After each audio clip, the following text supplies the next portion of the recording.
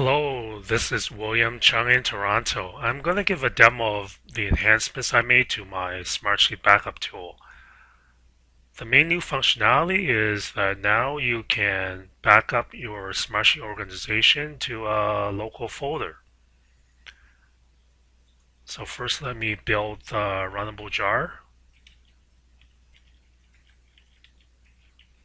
I'll do a Maven clean package and I'll skip the test to speed things along. You notice I changed the description of the artifact to Smartsheet org backup, and also I changed the artifact name to Smartsheet org backup. So the jar was created in the target directory of my project. Let's go there and I'll refresh the target directory, and I'll copy the jar to where I have the properties file in the root directory of my C drive. Yes, I'm still on Windows and proud of it. Okay, so let me just rename the jar so that it's more user-friendly, and I can run it. So cd to my root drive and java-jar. Okay, Smartsheet org backup jar. If you don't specify any arguments, it's going to pick up the properties file from the current directory, and it tells you that. Okay, so I added some new logs. You can see it's starting the backup for user 1 of 3, my Hotmail account. So it goes through all the sheets in the folders and the workspaces, just like my original app.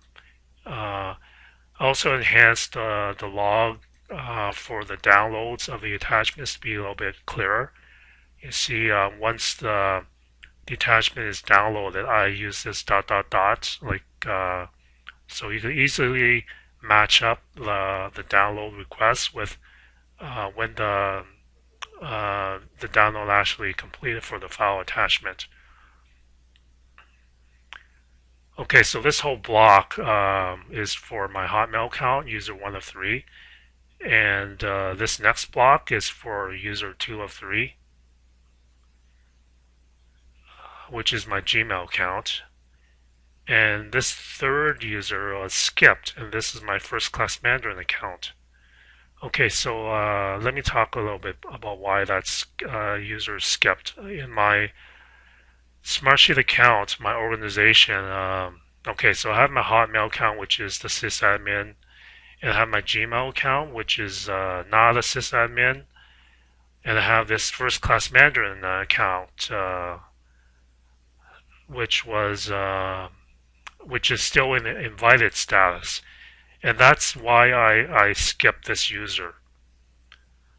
Because if you look at the documentation here for the assume user feature under the admin features, you see that they tell you that you can only use this assume user with a confirmed member of your Smartsheet organization, right? They actually highlight this in bold. And I actually tried out like trying to assume the identity of my first class Mandarin account, the account which is not active yet, and I got a 401, an unauthorized error, even though I used my admin access token.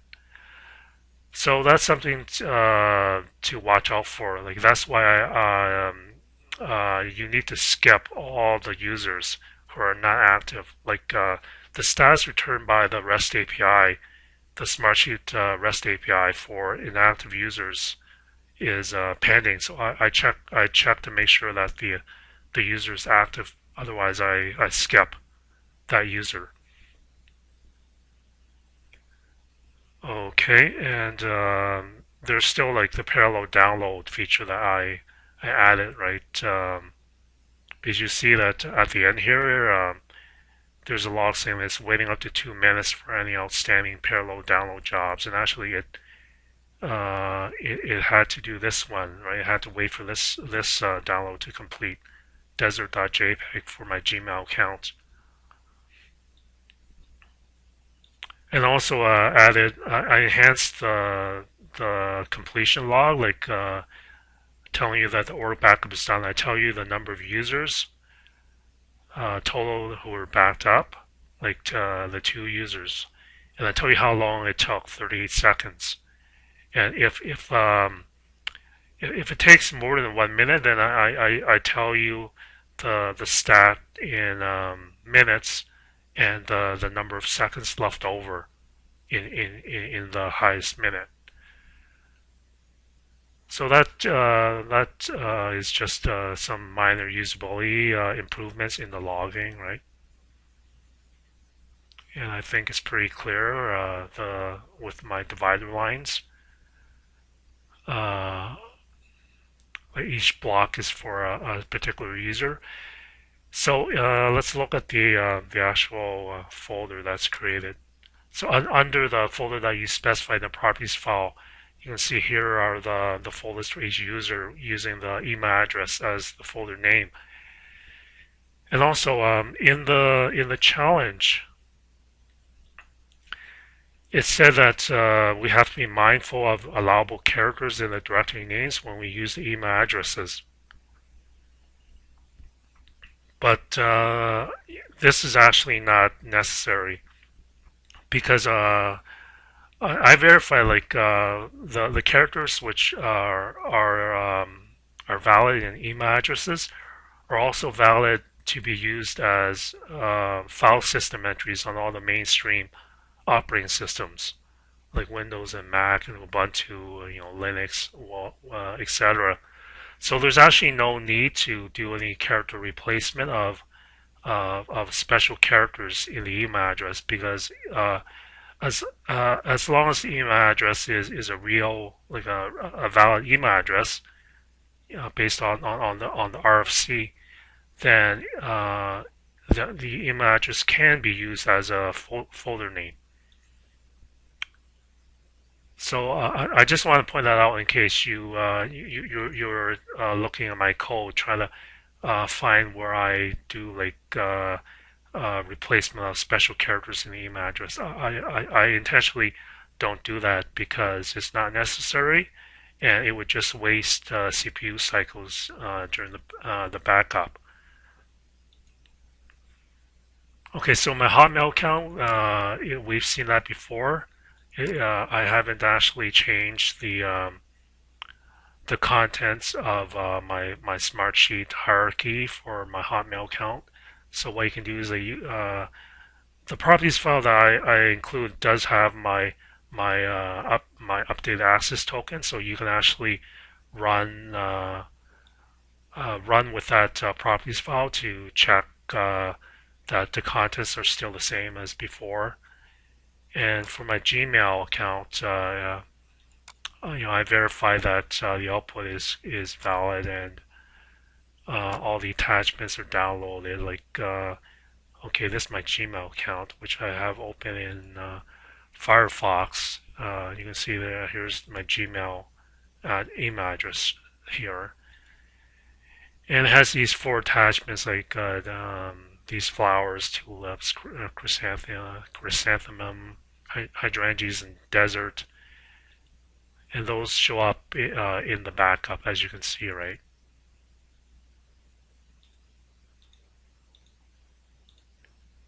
Okay.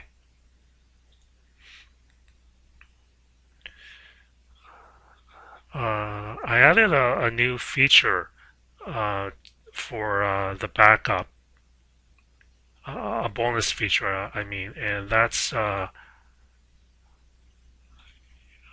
this property here, the zip output directory. So in the properties file,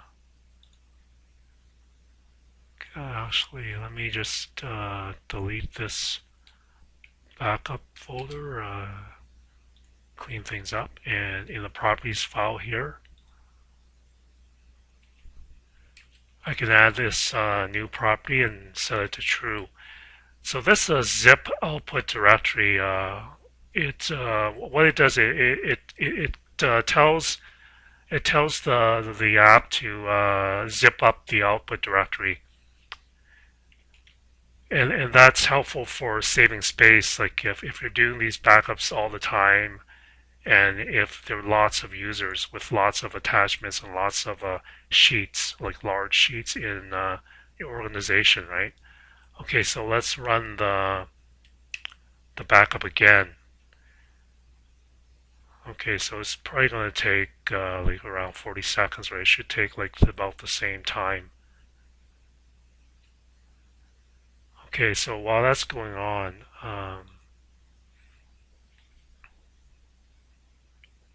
I can also talk about the unit test. So I updated the unit tests for the new get users request in my Smartsheet service here. So I have this get users, right, which I implemented in the RESTful implementation of that service interface. And once again, like it's very clean code. You can see it's very simple and readable. And I ran all the unit tests, which you can see it actually does a lot of stuff. Like the retry logic and the retry and wait logic is still working, right? And then it gives up after 5 retries. So the unit tests all pass, right? This is with the new get users method, which I added, and all the parallel downloads. They also still work. So for all those unit tests, you can see from the JUnit status that I got a green bar. So all those tests succeeded. Okay, so going back to the backup. So once it finishes, at the end it tells you that it zipped the output directory to this file. So what I do is take your output dir property and use that as the file name of the zip file, as you can see. And if we go to my root directory, you can see there's the zip file. And if you open it, okay, I have it expanded, so I'll just unexpand. So you see there's all the folders for each user, right? And the sheets, etc. And this is my Gmail account, right? All those images, the flowers. Okay, so that's a bonus feature. Um,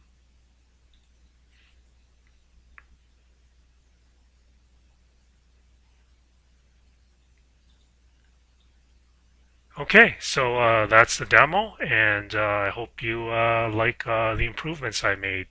Thanks.